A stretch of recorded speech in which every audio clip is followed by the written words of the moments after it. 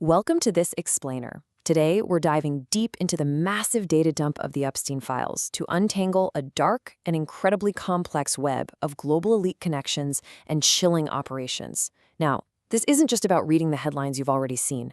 We're going to systematically break down these newly released documents to understand the actual mechanics of how this horrific network operated, the true scale of its reach, and the mysteries that still remain completely unresolved. To set the tone for what we're looking at, listen to this incredibly eerie quote from director Woody Allen.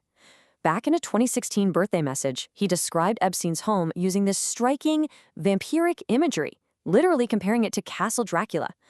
Now, while Allen denies any knowledge of the crimes, his words unknowingly hit the nail on the head. They perfectly capture the predatory, almost gothic reality of the environments Epstein built. This wasn't just a series of isolated incidents, it was a deeply entrenched systemic operation. Section 1. Methods of control.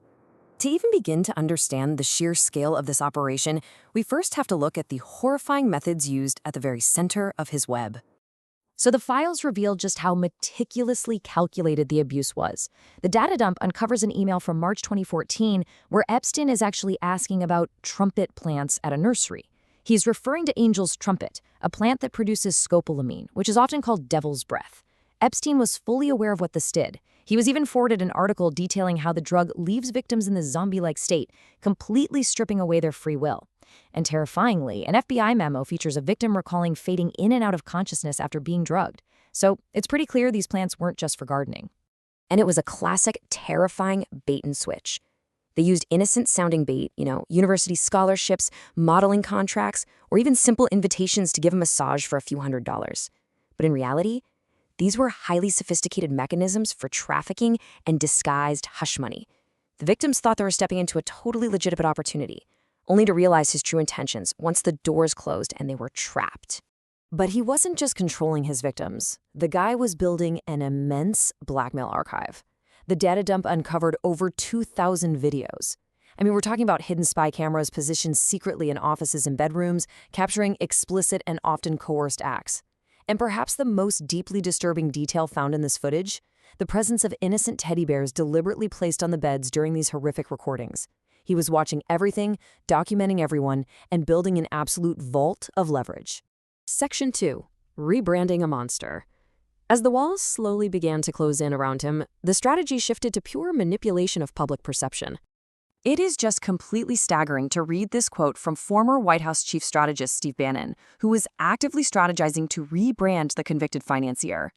Before the 2019 arrest, Bannon argued that Epstein was not unredeemable and wanted to highlight his philanthropy to fight back against what he called a media agenda.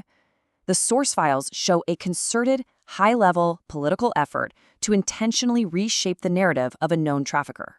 The files actually map out the specific steps taken right before his arrest, plotting out a literal rehabilitation blueprint. Step 1, film over 15 hours of interview footage. Step 2, use that footage to produce a documentary brazenly titled The Monsters: Epstein's Life Among the Global Elite.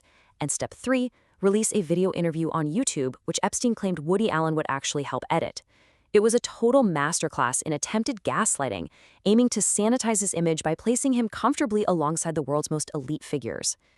Section 3. The Global Network. As we spin the web outward, we find a staggering list of international elites caught in the fallout, acting as data points for an expansive network that crossed every conceivable boundary of politics and business.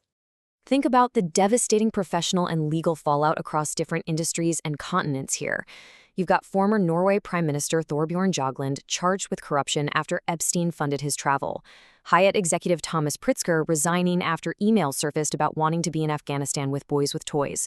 Former UK Ambassador Peter Mandelson was arrested after files showed he gave Epstein advance notice of a €500 billion bailout.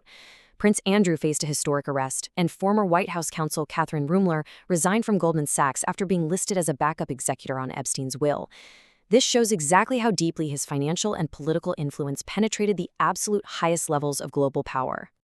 And adding to that web is the indirect but frankly terrifying corporate reach of his associates. Take billionaire Leon Black, who resigned from his companies after files showed close ties to Epstein and allegations that he pressured a model to sleep with the financier, while Black's former company, Apollo, is a major investor in Shutterfly. That's a company that photographs millions of American children every single year. Now, while there is no proven direct link of Epstein accessing these specific photos, it completely highlights why this network matters to everyday people. The potential access to data and imagery by individuals associated with this ring is a massive, lingering concern. Now, as we navigate all this data, we have to stay purely objective.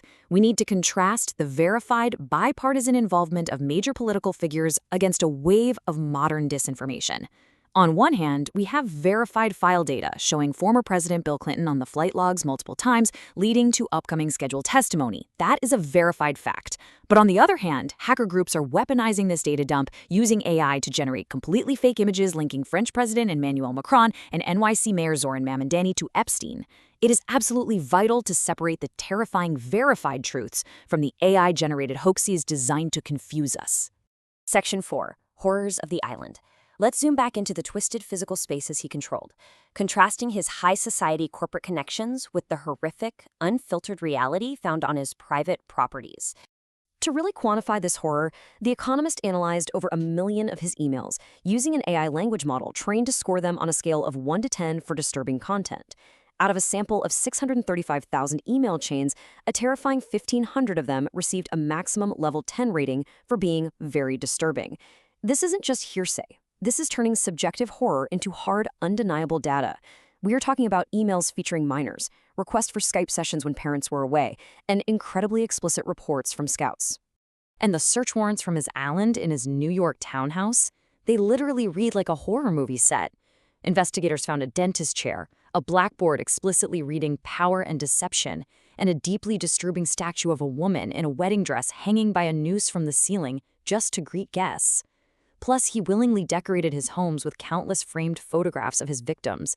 They were acting as twisted trophies of his unchecked power. The files also reveal cold, calculated scouting reports showing how associates actively hunted for victims to fuel his private island and his private plane. They knew it was suspicious, noting it was impossible to convince these young women, but boasted that we still succeeded.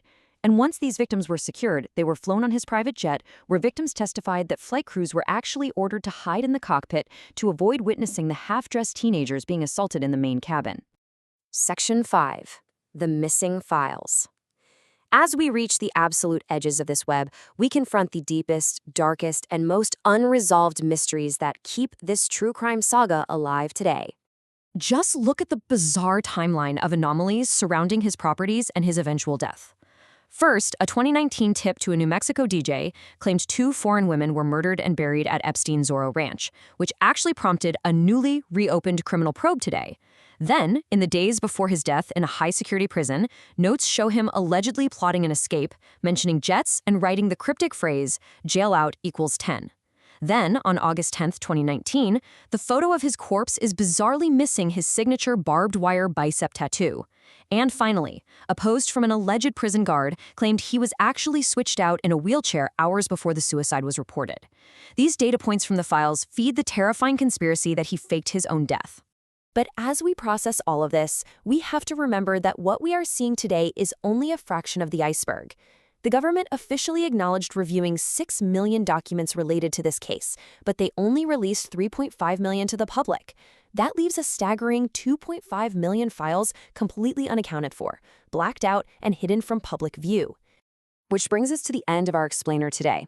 I want to leave you with one final chilling question. If this level of corruption, abuse, and global manipulation is what we know from the files they did release, what earth-shattering secrets are still buried in those 2.5 million missing files? And who else in that vast, interconnected global network is still walking free right now? Thank you for joining me on this explainer. Keep questioning the data and keep seeking the truth.